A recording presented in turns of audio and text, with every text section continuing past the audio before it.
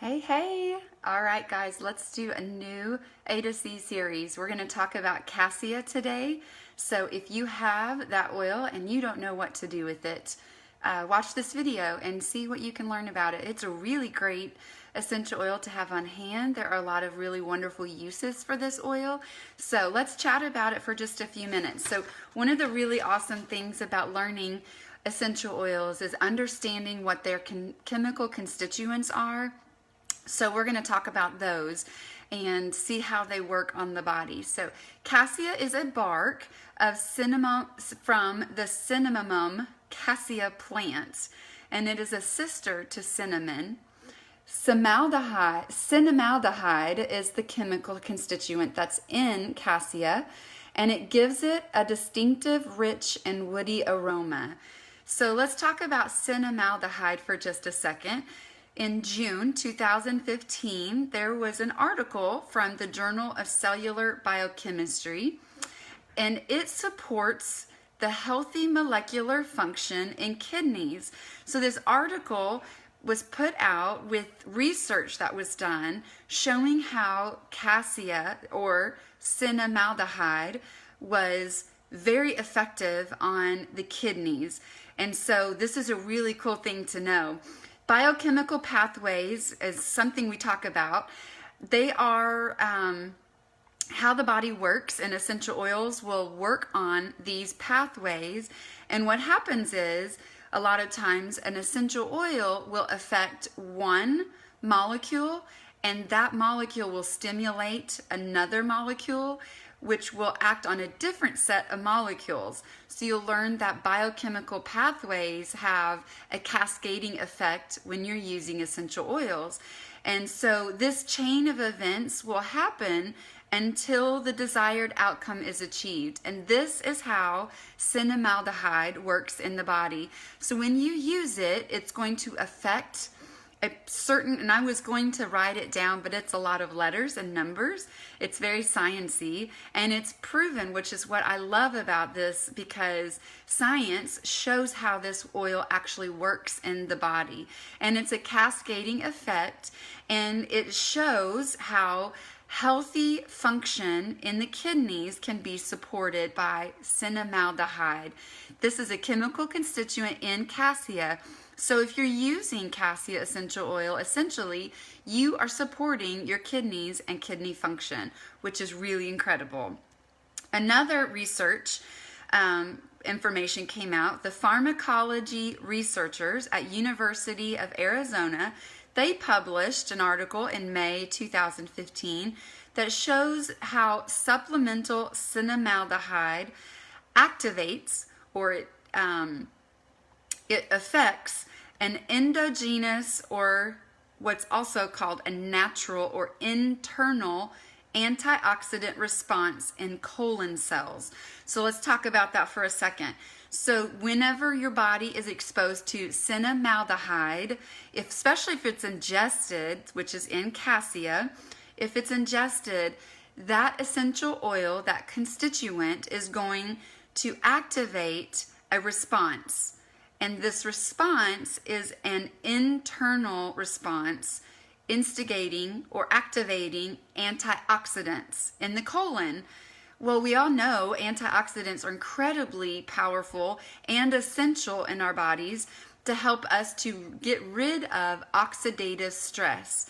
And hopefully everyone knows by now, oxidative stress is what the body has to have in order to develop cancer. And so what we want to see happening is antioxidants destroying or getting rid of oxidative stress. So research is showing that cinnamaldehyde will activate a response in the colon and initiating antioxidant activity. So that is really cool. So that's a really great essential oil that you can use to help support colon health.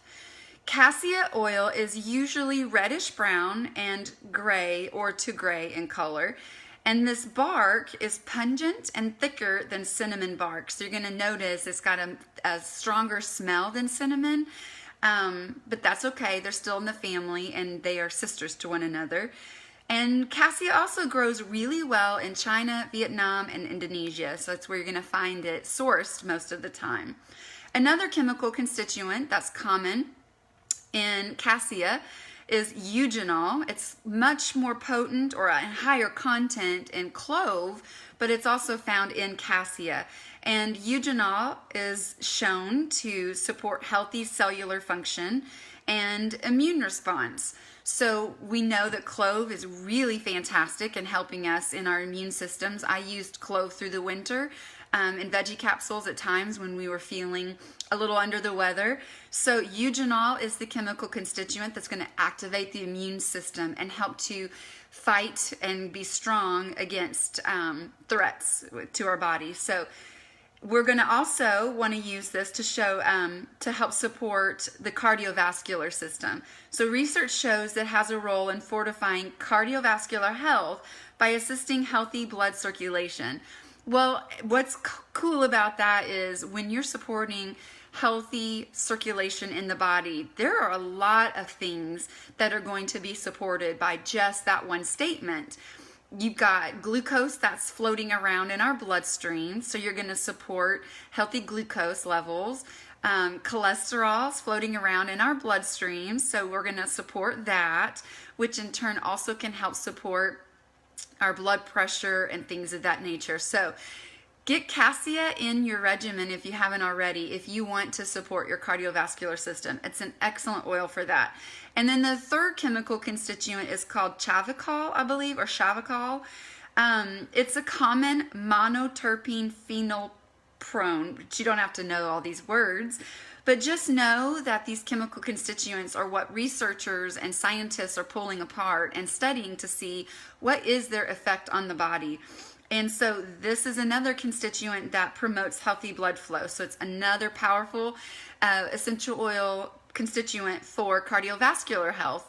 And this particular chavicol is found in fennel, basil, star anise, and myrtle. So what's really cool about essential oils is if you don't have one oil but you have another one, a lot of times you're going to find that they have very similar constituents, but they work in different ways because their combination is different. So just knowing that cassia from cinnamaldehyde, eugenol, and chavicol all support the gut. They support the kidneys and cardiovascular system and the immune system. So you're getting a really powerful essential oil when you use this oil. So let's talk about its top properties. So cassia can be used as a decongestant, as a cardiotonic. It is also antiviral, antifungal, and antimicrobial, which again is going to really be great for the immune system. And it's antispasmodic. So really good, powerful uses and properties of cassia. So some top uses. What are some things people are using cassia for on a day-to-day basis? So you can use it for upset stomach and vomiting. So you're going to use it internally in a capsule, and that will help to calm down and support the gut. It can also be used for detox of the ear, nose, throat, and lungs. So if you have yeast, phlegm, or plaque, cassia is going to help support the respiratory system, the sinuses. So that's a really good oil. I say put a drop or two in some hot tea or in a shot of water if you'd like. But I think that would be a great way, is to put it in some hot tea, support the sinuses. Again, like we said with kidney function, you're going to be able to use it for water retention and kidney infection. And it's going to help to support healthy function there. And again, you can apply it to the bottoms of your feet, over the kidneys, over the backs, the lower back, mixed with carrier oil, or put it in a capsule. Anytime you have a virus or bacteria, put that in a veggie capsule and ingest it. Again, blood sugar balance, so ingesting it, you're going to want to put it in hot tea, in some water, or in a veggie capsule. Metabolism boost, take it again internally. And in cooking, obviously, we love cooking with cassia when we can. So a lot of great uses for cassia. If you didn't already know, now you do. And then we want to chat just a second on its emotional support and properties. So cassia is known as the essential oil of self-assurance. It brings gladness and courage to the heart and soul. It is a wonderful remedy for the shy and timid and helps those who hold back and try to hide. So when a person avoids being the center of attention, cassia can restore confidence. So cassia can be used to help to weed out the negative emotions of feeling embarrassed, fearful, humiliated, or insecure, feeling worthless or shy, and will help to support emotions of feeling courageous, self-assured, unashamed, confident, valued, and authentic.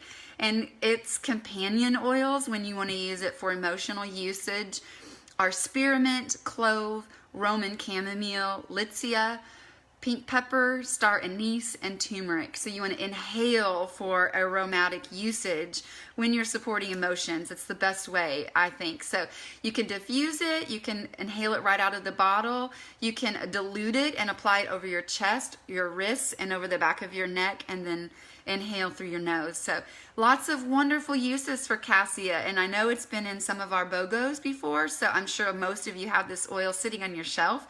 So if you're not using it, get it out. Let's get it in a veggie capsule. Let's be applying it topically. It's going to be such a great essential oil and so supportive of our bodies. So anyway, I hope you learned a little bit of something new with this oil, and we'll see you next time with our next class. Thank you. Have a good night.